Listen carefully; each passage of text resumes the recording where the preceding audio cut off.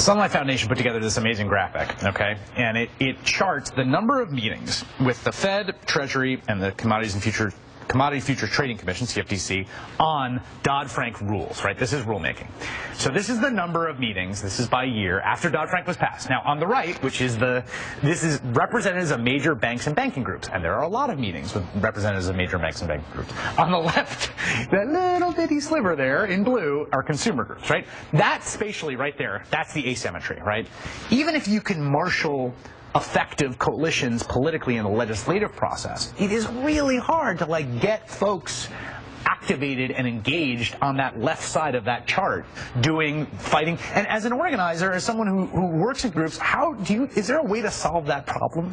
Well, here's the truth. The less sunshine there is, the worse the public interest does in these processes. And some of these rulemaking processes are extended over years. Right. So it really takes an organized movement of millions of people over a very long period of time to break through this kind of phalanx of organized money. And the thing that's stunning to me is that even the most common sense things are incredibly hard to get done. So there's most Americans assume that the minimum wage applies to everybody in America. Turns out there are 2.5 million home care workers who care for the disabled and elderly who are exempt from that. There's been a rule in the works for over 2 years, sitting there now still at OMB, stuck, presumably because the industry is trying to weaken it or kill it as we speak. So that's a regulatory rule that would basically, this is the way the law is interpreted exempts these workers. And exactly. And you don't have, it's not a legislative change, there's a regulatory rule that's worked its way through the rulemaking process and said you can't exempt people from the minimum wage law. They're classified as companions, and the rule would basically bring them back on the same footing as every other worker in America. It has taken a huge push from the outside. Have you been working on that? Have you been trying to push that through? We have been as part of a big coalition of organizations, and it is incredible to me that even when something commands 80–90% public support, as this does, it is just murder to get these things through.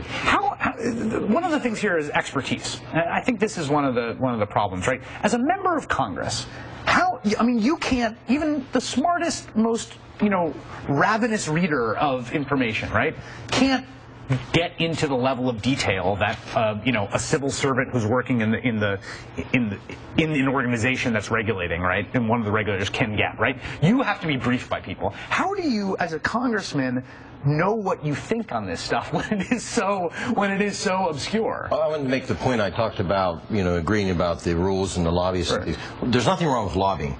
Right. I was a teacher by degree. I worked for the government. There's people who come from all walks of life, and so they need to be educated. Now, the question is access.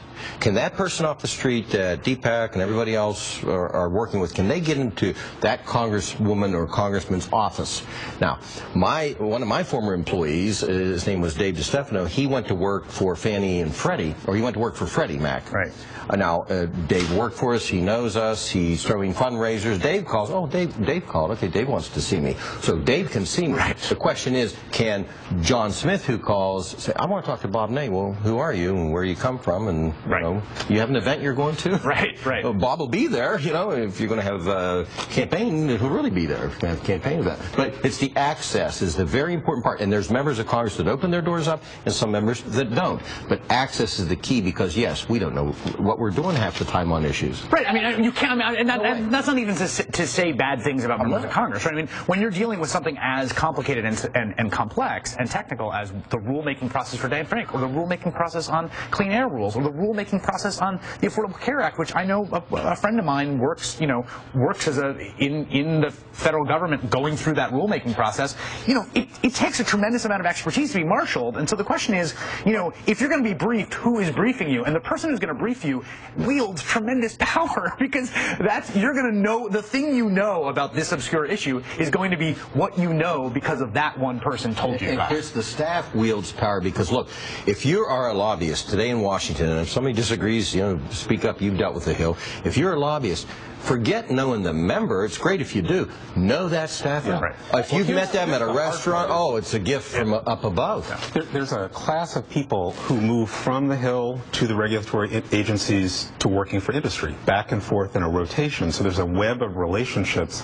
That's how policy really gets done. I think it's right that you need to know the staff, but I want to make this point that I think the staff themselves are also overwhelmed, right? Right. And I like to make this analogy. analogy, and it's a technical analogy, but there's this thing called a denial of service attack. And it's when a bunch of, hackers are trying to hit a website at the same time using software. Right. And it hits it so many times that the whole thing goes down. And I feel like lobbying is a denial of service attack on the time of the staffers. And they don't have time to read up on the issues. They don't have time to make their own informed opinion. So they just have to go on gut. Right. And if you send 100 people to go talk to your staffer on a housing issue or a rule that's being written to get this, it ends up being triage, right? You can write this letter and get them off your back and get them off your case. And there's fear. So when there's time pressure, it's who's going to get really mad at me and cause my boss major problems. And that's always industry. I chaired House Administration. I oversaw the operation of the Capitol. Members would come to me and say, we need more staff, we need more electronics, we can't keep up.